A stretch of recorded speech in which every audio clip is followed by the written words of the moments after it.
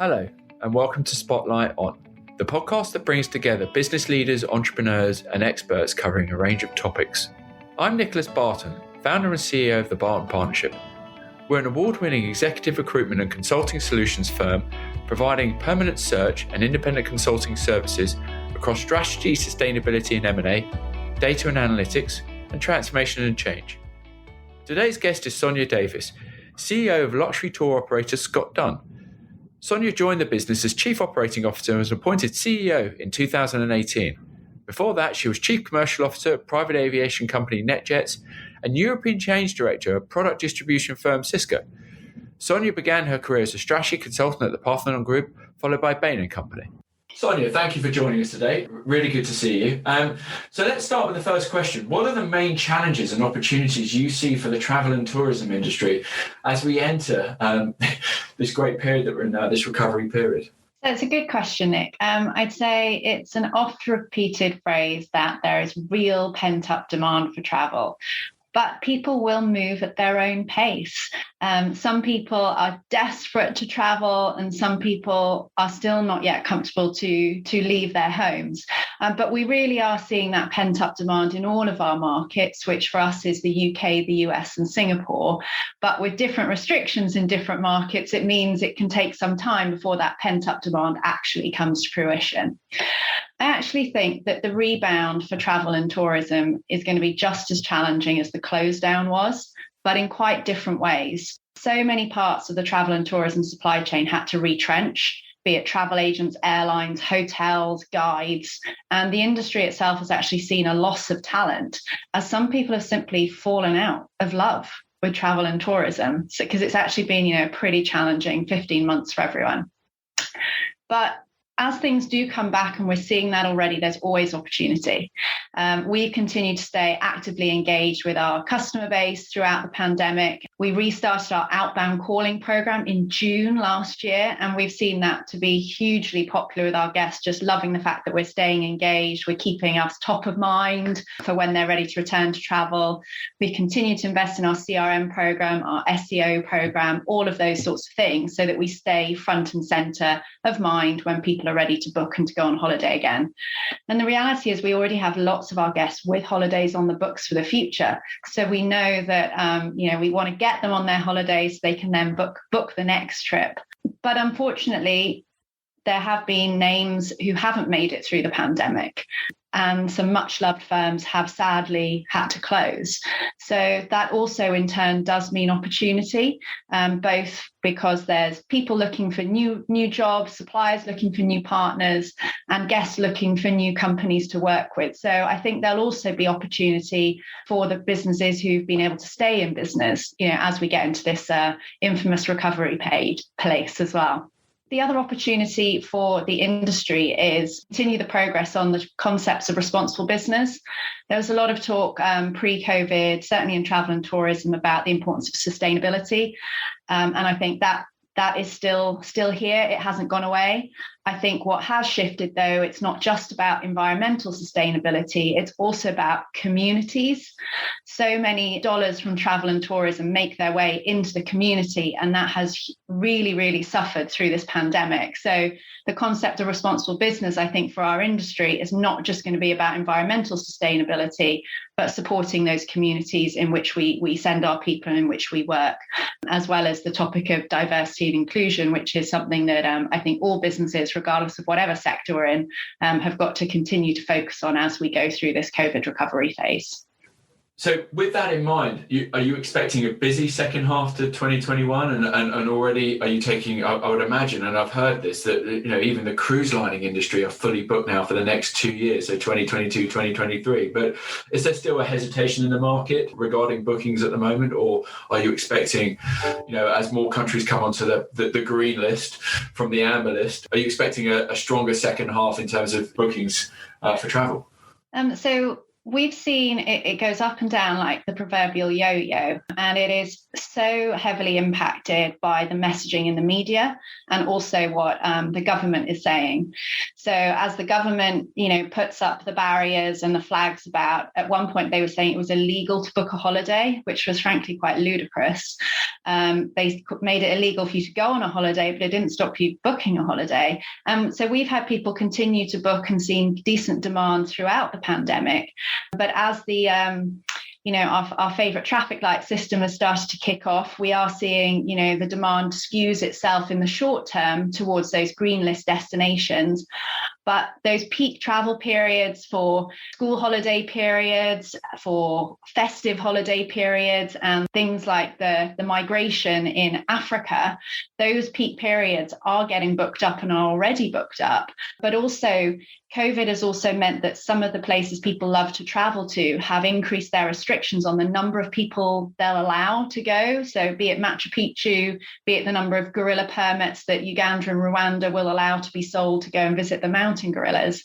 So we are seeing that there's, these peak periods of travel or these special places to go. They are absolutely getting booked out. As the vaccine rollouts do pick up pace around the world and as restrictions ebb and flow, yes, demand will continue to pick up. And what we saw last year at each point that travel restarted from our core UK market, our guests just wanted to get on planes and go. So I do think when people can travel, they are traveling, and I think we'll continue to see that over the second half of this year. And is it fair to say that if the government messaging is clearer and obviously the vaccine rollout continues, are there any other aspects you feel that would help increase consumer confidence around the travel and tourism space other than those 2 points? So I think what we've seen since the start of the pandemic is the hoteliers and the places you go and visit have got their COVID protocols down. I mean, they know what they're doing. They've been doing this since, May, June last year. So I don't think that's a worry for anybody. I think one of the bigger things that, along with the government, et cetera, that could make the difference is making the admin side of this slicker. So the World Travel and Tourism Council has been lobbying and speaking about a common standard for showing you have a negative test result on, to make it reduce fraud, but also make it quicker for that test result to be assessed when you cross borders. And things like vaccine passports, there's a lot of talk about should they happen, should they not. Passports for vaccinations are nothing unusual in travel. And again, if we can better utilize common standards of technology across borders, that will make the administrative side of going on a holiday so much easier. The admin is complex. There's no denying that at the moment. The admin required to leave somewhere, to enter somewhere, and then come back. There's quite a few steps to go through. And I think that's where, working with people like us and other travel agents and tour operators, we're there to help you through that. But I think a big game changer could be better utilization of technology and have the governments work together on those technology standards. The industry isn't waiting. You've got different trials and pilots going on from airlines, from airports, by different countries. But I think if we had a standardized way of assessing test results and showing proof of vaccination, that would be a huge game changer. So are you anticipating any new trends coming out of COVID with regard to travel and tourism once the lockdowns are fully lifted? Do you expect sort of people to think differently about not only how they book holidays, but where they book holidays? Whilst the pandemic is still ebbing and flowing, I think people will want to travel for longer and more meaningfully, just simply because it is more complex and there's quite a few hurdles to be overcome. It's harder to contemplate at the moment that 2-day city break when you've got all the hurdles to come to jump through. But I think those will come back on the agenda once those restrictions do fully lift and the administrative burden is lessened. I think we are going to see people throughout this pandemic have realized what's really important to them. So I think that will flow through into how they think about their holidays. For some people, it is about just escapism, going to the big open spaces, be it that ranch trip to Montana or going on safari. For others, they want to get back into the cities, to the museums and the cultural aspect. Others, it'll be taking those big multi-generational family groups on those trip of a lifetime because they haven't been able to spend that time with their extended family. So I think people will think more about what they want to do and how they want to spend that leisure time, but everyone's different. So I think what you'd want to do, Nick, will be completely different to what I'm going to want to do. I mean, I definitely want to do that Montana trip. 100%. That sounds amazing. And so people will travel differently. So you think they'll travel further, and trips will be longer. Certainly in the short. Do you see it leveling back to normality? And but by normality, I mean pre-COVID trends of holidays, or do you think this could be set going forward? I wear two hats on this one, Nick. For our industry, I think we have seen huge drops in volume. So to get back to pre-COVID levels for our industry would be great. But I do think, you've seen examples such as Thailand, where there was huge volumes of tourists going, that the turtles have returned to the beaches of Thailand because there haven't been the tourists. So I think it would be wonderful if we could keep some of the benefits that we've had, where certain of the environments have been able to be restored by the reduced footfall that tourism can bring. And seeing Venice, even though they've had no cruise ships stop in Venice for 15 months, they've decided they can't come in the future because they want to protect the lagoon. So I think it would be great to see the volumes return, but it would also be good if we can learn some of the lessons of over-tourism and sustainability that I think have come to light throughout the pandemic. Absolutely. So Sonia, clearly, obviously, this, without question, this has been challenging for all business leaders across all industries, regardless of size of business. But for someone who's been leading a travel and tourism company, tell me about sort of your experience as a CEO. Can you share some of the changes that you've made within your business and how this has impacted your workplace culture over the last 15 months? Pretty much everyone in my shoes, not just in travel and tourism, but in so many businesses across multiple sectors, we had to make some difficult decisions and make them quickly. So my philosophy, taught to me by someone I used to work with, was measure twice, cut once. So when we went into that drastic shutdown and close down, we utilised all the government support packages we could in all of our markets. But then, yes, we did go through a significant restructuring of our business.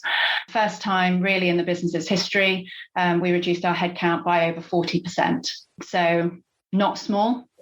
But I was determined to do it once so that I didn't have to keep coming back, because we didn't know how long the pandemic was going to last. So that in itself does cause a huge change in a business. As we've come through that, we did that last summer. We've also been working remotely, but we're now coming back into offices, but we've introduced a much more flexible way of working. So it's not back to 5 days a week in the office. It's 3 days in the office, 2 days at home. That's the model we're trying to move to, which is hugely supported by our teams who've enjoyed getting that extra time with families, with loved ones, to do their own exercise and not have the commute.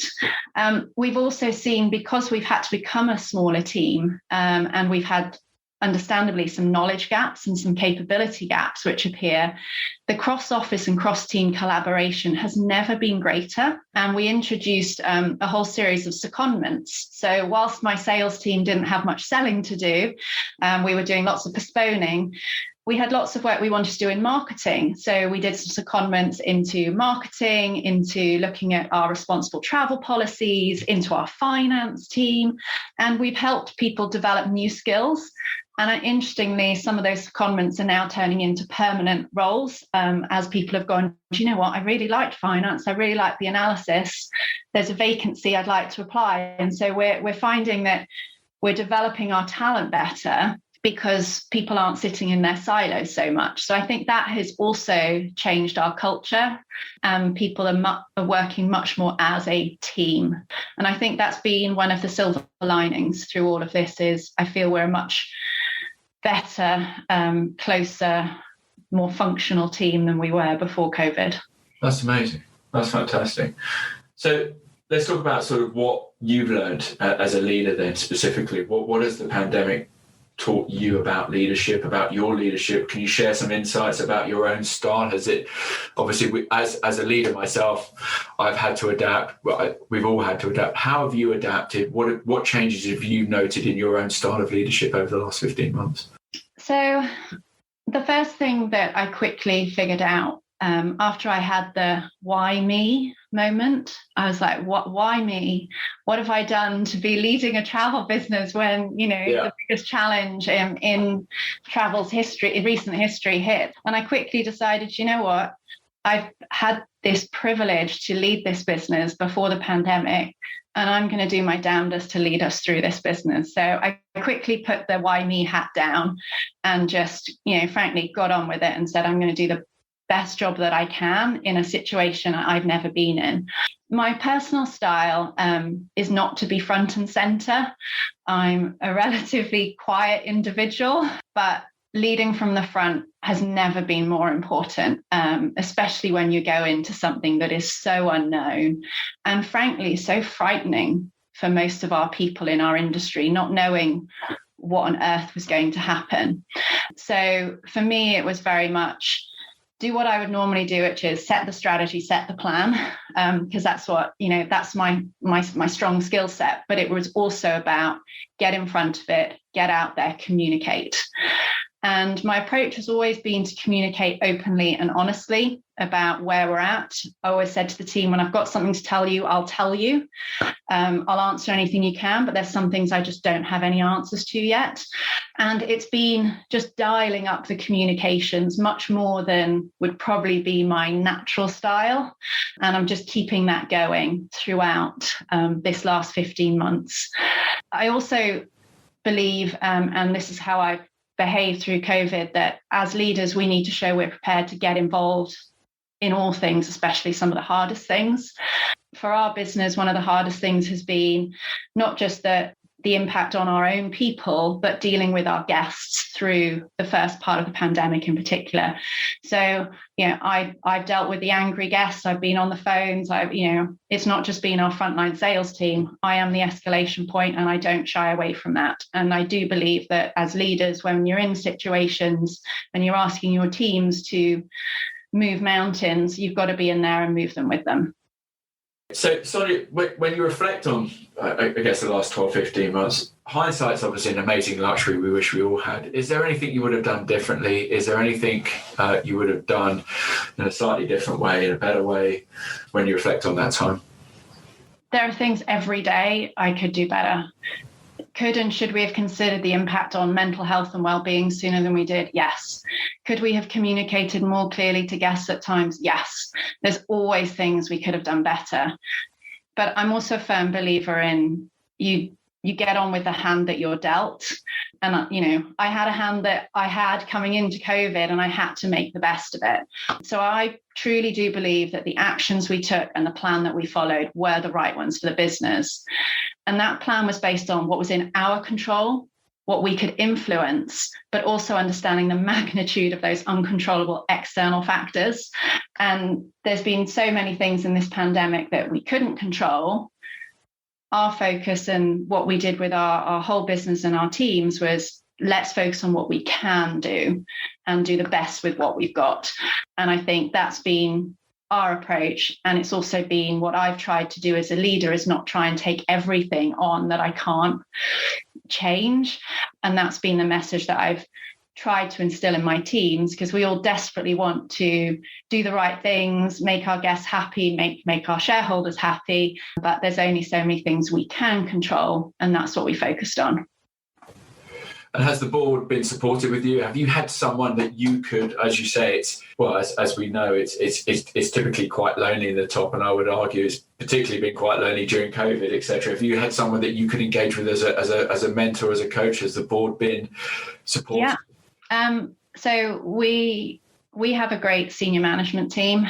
We're a small team, smaller than we were pre-COVID. Yeah. And how we've worked through this pandemic is we've played to our strengths.